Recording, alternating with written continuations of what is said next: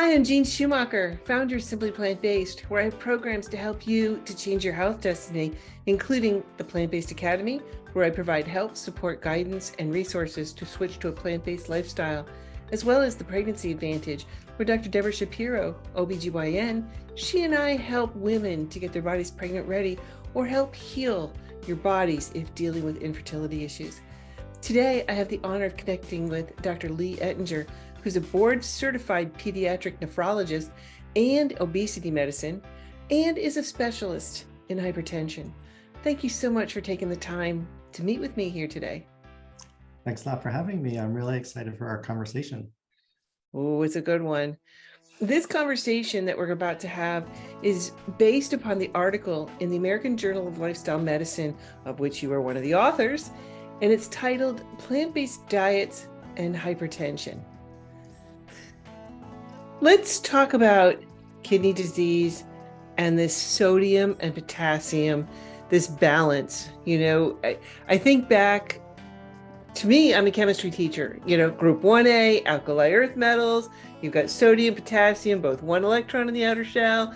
So yeah, I mean, there's this sodium potassium balance in our body that is huge. And I think a lot of it is being disrupted because of the sodium that we're consuming so much sodium in our diet, from the salsas, the potatoes, the tomato sauce, and on. All this packaged foods, processed foods, they have so much sodium in it. So an increase of total body sodium has been long thought to contribute to hypertension. So by going whole food plant-based, what impact will this have? Right. So the way that the sodium causes its damage is by endothelial dysfunction. So the endothelium is the inner lining of the blood vessels all throughout our body. And that's actually a very active organ in our body that responds to the blood passing by. The role of the endothelium is to secrete nitric oxide, which triggers the endothelium downstream to relax and open up and lower blood pressure and be less constrictive. What has been found is that sodium will really interfere with the endothelium's ability to relax. It actually blocks this nitric oxide production and has been shown to make a less responsive vascular tree to the needs of raising and lowering blood pressure. It just kind of stiffens up the whole system. And unfortunately, over time, the repeated insults of the salt cause permanent damage. And this is actually, it kind of makes sense that this would occur from a prehistoric perspective. So perhaps you've heard that the low-carb people, they say, sugar irritates the blood vessels. Sugar is what causes damage to the blood vessels. And then you also hear the low-fat people, the whole food plant-based people say, oh, look, it's the animal fat. That's what's damaging the blood vessels, causing plaques and things like that.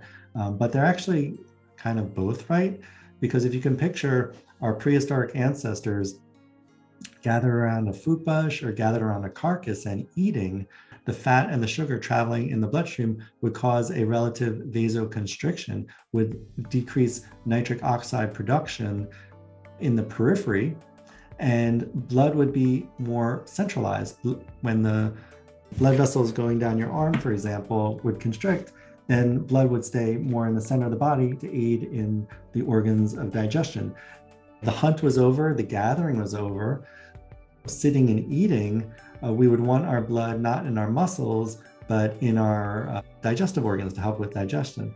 So it kind of made sense that, yes, the salt, the sugar and the fat in our foods, but also the salt would cause this response so that we would be sitting and digesting instead of fighting or running or hunting or gathering, which all required muscles. And then later, when the meal was digested, the blood vessels would relax again peripherally, throughout the whole body, but that would cause a relative redistribution of blood away from our digestive organs to our muscles so that we could continue to go about our day. So it has been shown in studies that sugar will cause this disruption of endothelial function, fat, but also salt. And as I described before, we're getting way more salt than we used to as cave people because we're now mining it and adding it to food. And the studies that show this endothelial dysfunction are very dramatic with sodium. For example, giving someone measuring their endothelial function before a low salt meal and then after a low salt meal, and you see very little disruption. But measure before a high salt meal and then after a high salt meal, from that before and after, you see marked deterioration of their endothelium, that they're no longer able to relax. So just having such a profound effect. And then other studies that show people eating high salt meals over a week and how their endothelium changes and is no longer responsive. It's very dramatic. This kind of explains why a lot of people have heart attacks as they're eating a meal or right after a meal, because of this vasoconstriction, this relative vasoconstriction that happens throughout the body. And as I said before, what's happening actually in your arm is happening in your other target organs. So yes, while it's great, you're sending more blood to your guts and to your intestines, if less blood is going down your left anterior descending artery of your heart, then you're in trouble and then you have a heart attack.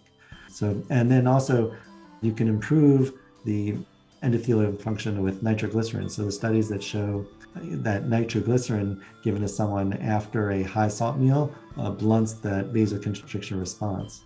And that's how the nitro paste that people use can help open up blood vessels that are constricted from a high fat, high sugar, or high salt meal. Wow, that I didn't know that. Yeah. Oh, yeah. Interesting. So bottom line, because I'm a bottom line kind of person, so going plant-based will help reduce your sodium intake.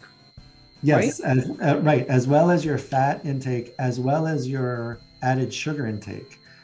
So when you're eating the plant-based diet and you're eating a lot of complex carbohydrates, and even the simple carbohydrates that are in the fruits, they're packed with fiber and packed with water. So they are digested more slowly and delivered more slowly into your bloodstream and don't get as severe of this vasoconstrictive effect throughout your body. So yeah, by cutting out the added sugars, by cutting out the salt, by cutting out the fats, can make your endothelium much healthier.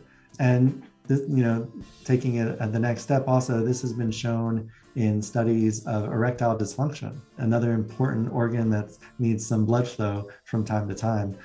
That blood flow can improve on the plant-based diet to the penis, which is a very highly vascular organ. There's this myth that eating meat can be manly, but actually the studies show that the meat and the fat and the salt in the meat products can really cause erectile dysfunction. Oh, I got to share a quick story. Okay.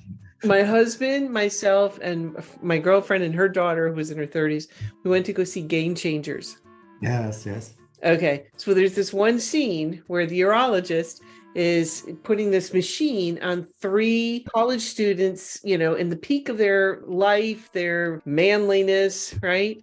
And then they gave them one night, one of them was already plant-based. The other 2 were eating meat. So they gave the plant-based person plant-based, the other 2 meat. Then the next night, they all got plant-based. And the changes just in one night was phenomenal. And so we're in the movie theater and my husband was positively almost vibrating when that scene ended. I could tell he wanted to discuss it right there. And I'm like, shh, be quiet. I'm like, I want to listen to the movie. And we come out of the movie theater. And of course, all women have to go to the bathroom after we're done in the movie theater. So I'm in the bathroom with my girlfriend and her daughter. And I said to her, we're washing our hands at the sink. And I said, I'm going to text you when I go to the car, how long it takes for my husband to talk about that scene. Because I didn't think he would talk about it in front of other women, And so we didn't even clear the threshold of the bathroom in the lobby of the movie theater when this came out. And my husband is standing there at the top of it. He's normally a very quiet man. He's at the top of his voice going, oh my God, did you see that scene? Oh my God, and he was going in. And I just looked at my girlfriend and we just burst out laughing because it was like, we didn't even get to the car. And he was already talking about that scene. So any men any men that are out there, you might want to pay attention if you want to not have to have that little blue pill. And talk about problems with that little blue pill. I mean, my God, you're forcing blood to flow into places that shouldn't be, that's clogged and having problems. Yeah. What could possibly go wrong? Yeah, I should have mentioned the penis as another end organ. That's certainly very important. Right? Okay. So it's been well recognized for almost a century that higher potassium improves blood pressure. So by going whole food plant-based, what impact is this going to have on potassium? Yeah, you get a lot of potassium in plants. There's very little in animal products. And the potassium doesn't have this vasoconstrictive effect. The potassium doesn't cause these problems with endothelial function like the sodium has been shown to. So yeah, the potassium is I won't say good for you, but it's less bad for you than the sodium. People with chronic kidney disease have to watch out for potassium because they don't get rid of it as well. It doesn't go out in the urine as well. But other than that, it's thought that people aren't eating enough potassium. And potassium, it's more like a marker. If you say, well, potassium is in fruits and vegetables and it's not in meats, it's more like just a marker of a healthy diet. Is eating more potassium. It means you're eating more fruits and vegetables and less animal products.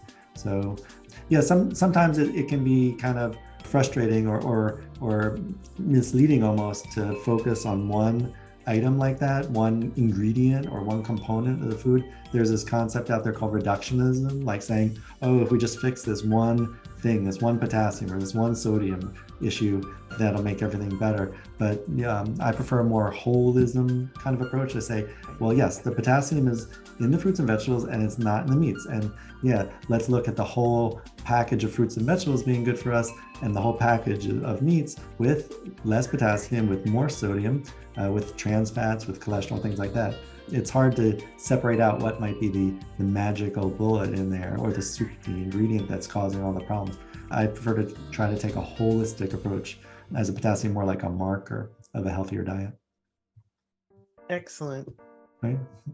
Well, and if you do have the internal locus to want that change, then you're going to need help and support because you're going to have a lot of questions because you're going to be changing your lifestyle. I mean, everything that you've learned for the last however many years you've been on the planet, you're going to be changing that. And so you're going to need help. And so I've created the PlantBased Academy to help people and provide that support and coaching and education. And I know that you offer as well. So share with us what you offer. Right. So I worked in my hospital in the major medical center in a pediatric weight management program. And I've since left and developed my own pediatric weight management program. Again, for people with an internal locus of control who want to learn how to eat healthier and eat more plant-based. And so I offer a 12-week program with the support of telemedicine visits with an e-course so that you can learn at home. And I've also coordinated with a plant-based chef so that there are virtual cooking classes to your own kitchen, and also a youth fitness expert. She can meet families online and do a virtual exercise classes depending on what the child's interest is, whether that's gaining strength or conditioning or flexibility, things like that. So in that very comprehensive and supportive 12-week program, I'm helping someone, hopefully a family with an internal locus of control who really want to learn how to take these steps. And then another program that I offer is a 4-week pediatric nutrition optimization program. Because what I've been frustrated by is a lot of families that I work with, both when I was in the nephrology department and in the obesity management programs, is that the pediatricians would kind of be getting counter advice. So I'd see a family and they say, oh, I developed anemia and my pediatrician said I should eat more meat, or, oh, I need dairy every day. And so what I really want to help support, or families that were vegan or vegetarian or trying different variations of pescatarian, the plant-based diet, that they were getting a lot of concern from their pediatricians or from other family members or friends as they were raising a child. And so I developed a 4-week program also to help support families to understand nutrition and to avoid deficiencies and to meet all of these concerns and have kind of a response for all these concerns, protein, iron, things like that. So that's a 4-week program. Again, all telemedicine with its own separate e-course. And that one's working with the plant-based chef also to learn new recipes and to really give someone a nutrition education and a nutrition mastery. So you go through the 4-week program and then you take that hopefully for the rest of your life. Again, for someone who's very internally motivated, they've learned how to fix their problems with my support. I'm only licensed in New York and New Jersey at this moment, so I'm also offering the e-courses more widely to anyone online who wants to sit down and go through the e-course. It's just when you're working with me one-on-one, then we go through it with more support, more details. But the e-courses are also standalone for people. Excellent. Excellent. Thank you. Thank you.